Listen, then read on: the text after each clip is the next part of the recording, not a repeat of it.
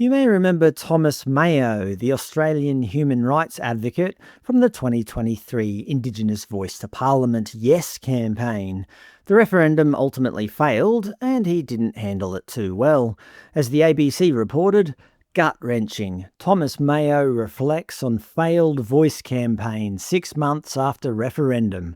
But despite the loss, he's nonetheless still very much in the trenches, continuing his push for Aboriginal rights while reminding everyone how much he dislikes conservative politics. Case in point, his latest essay in The Monthly, one of Australia's leading current affairs magazines, titled For the Love of Country. Thanks to the viewer who sent this one through. To give credit where it's due, Mayo is a fellow writer, and he obviously believes in his own message, so I intend to be as balanced as possible in this critique. With that said, let's dive into it. He starts the piece by saying, "As a loss of faith in our politics has led to the rise of populist voices driven by fear, envy and grievance, we need to redefine patriotism to save our democracy." He's clearly looking at you, Pauline Hanson and One Nation.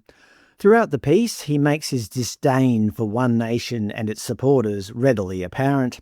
For example, he mentions last month's Farrer by-election where One Nation's David Farley won a decisive victory in what was once thought to be a safe Liberal seat.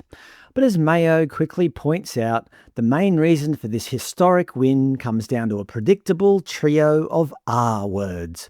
The easy response for progressives is to look at Farrer and see only resentment, racism, or right-wing populism. And there is resentment in this story. There is racism. There is a dangerous politics at work, and it must be named clearly.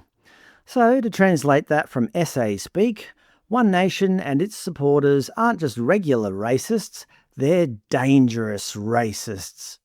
Mayo uses plenty of fear-inducing metaphors, writing, "The nation needs to see that our democracy is being poisoned, drip by drip, so that the public feels they can no longer trust what they hear or even trust themselves. Both country and people have been left vulnerable in electorates like Farrer. Abandonment is not an abstract feeling. It has the shape and sound of resentment." Right, so the residents of Farrer overwhelmingly voted for One Nation, and yet somehow they've already been completely abandoned by the very party they elected, all within the span of a few short weeks? Fascinating timeline. But the rhetorical peak of Mayo's One Nation disdain is this line: "Many people in Farrer may not support treaty. Many may not support a voice. Some have been convinced by the tide of filth behind Pauline Hanson's campaigning that First Nations justice means they will personally lose something." So let's trace his logic. They aren't just racist. They're dangerous racists who have been brainwashed by a literal tide of filth. The democratic voting decisions of an entire electorate are nothing more than drowning in filth. Mayo keeps running with the filth metaphor, writing, "What we love about our democracy sounds abstract until you consider the pillars it stands on. We take them for granted until the flood of filth that people are being fed through their screens makes a fraud into an idol." Not to mention his view of the conservative media landscape. There is almost nowhere to turn that isn't dominated by this imported right-wing tide. An outsized share of influence in Australia belongs to Rupert Murdoch, who has imported filth for far too long. And of course he manages to fit immigration right into the exact same analogy. The same currents of filth continue to poison the conversation in Australia about immigration. Yes, so if you march to show your discontent toward high immigration levels, congratulations. In the words of Thomas Mayo, you're just a filthy, dangerous racist. And lastly, his piece relies on an anecdote about a Brisbane taxi driver who apparently experienced a racist assault to help build his case. Mayo writes, "I got into a taxi at the airport and asked the Indian-born driver how his day had been. He told me it had not been good. When I asked what had happened, he told me some passengers had attacked him earlier that day. Naturally, he immediately assumes the passengers had links to the March for Australia rallies. He continues, "As the taxi driver answered my questions, it became clear in his recounting of the time of day and Australian flag-themed attire the passengers wore that they had been part of the anti-immigration marches. They asked if he had children. They asked whether he planned to have more. When he answered that he did, they started screaming at him and hitting him in the back of the head. I have thought about him often since that night."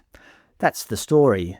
Look, I'm sorry, but that is textbook hearsay. Mayo didn't experience it, and he didn't even witness it happening. He has just instantly accepted this unverified story of dangerous, flag-wearing racists beating up a taxi driver as absolute gospel, and he uses it to smear an entire movement throughout his piece. Maybe it happened exactly like that. Maybe it didn't. But no court or logical person in the country would accept that as reliable evidence. Here are just some of the examples where he stretches that same unverified anecdote to carry the weight of his entire thesis. First, he uses it to self-identify. As an Aboriginal and Torres Strait Islander man, I have a greater affinity with that poor taxi driver than I do with the violent passengers brandishing flags. Many of the dark-skinned taxi or Uber drivers I speak to, and none of the white ones, have a story about experiencing racism. Then it becomes a metaphor for systemic bias. We suffer from a residual racism in the subconscious of the nation. It may not always be loud, marching the streets and hitting taxi drivers in the back of the head. Often it sits beneath the surface, waiting for permission. Next, he uses it to diagnose the psychology of his political opponents. The violent passengers who attacked the taxi driver are sick individuals, partly because of inherent racism, but also because they have been told day after day that it is the stranger at the border who is to blame. Interestingly, Mayo finds that even some of his beloved taxi drivers are pushing back against high immigration levels, so naturally he tries to sneak in some classic Marxist class struggle teachings. But even among taxi drivers, there is misdirected anger. Some themselves blame migration, the very system that brought them here, for the housing crisis. I try to explain. It is not your neighbour who is hoarding wealth and opportunity, but a system that is tilted to those who already have wealth. But most interestingly, Mayo notes that drivers who have experienced racial abuse apparently have nothing on Indigenous Australians, exposing a bit of hierarchy in his worldview. And, ironically, the same taxi drivers that brace for racism every day have hit me with negative stereotypes about Indigenous Australians. And as we all knew he was eventually going to claim, Aboriginal people are framed as the permanent ultimate casualty. While immigrants might be currently in the spotlight, Indigenous Australians are a permanent focal point. We are chained in the middle of the gladiators' battlefield, and everyone gets a shot. The underlying and special racism I'm talking about emerges as a suspicion that First Nations people are asking for too much. It appears in the claims that being generously welcomed to country is somehow offensive. I hope I was fair in my assessment of Mayo's writings.